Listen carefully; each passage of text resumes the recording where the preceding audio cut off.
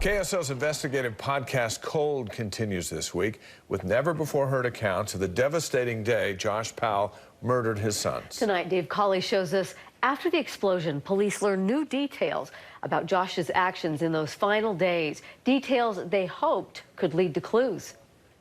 Hello, this is Josh. And I'm calling to say goodbye.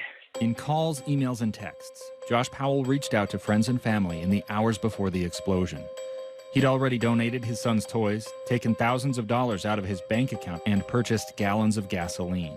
I am not able without my sons.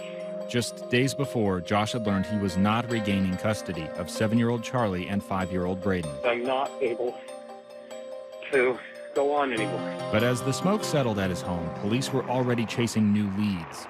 Tips came in alerting investigators that Josh had gone 2 places the day before the murder-suicide. First, a storage facility where he stayed for more than an hour. Police came to the storage unit business in Sumner.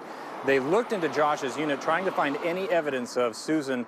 What they found was a comforter with a blood stain. Everything else belonging to Susan, Josh had taken to a landfill near his home and dumped as garbage.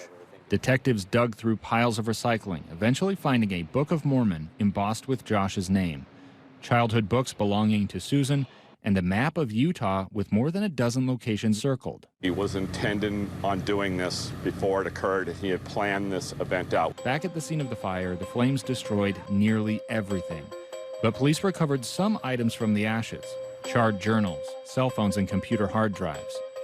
But as with Josh Powell's final calls and messages, he left behind nothing to point to the location of his missing wife. I'm sorry to everyone I've hurt. Goodbye. The latest episode of Cold is available now wherever you get podcasts, thecoldpodcast.com, and on the KSL TV app.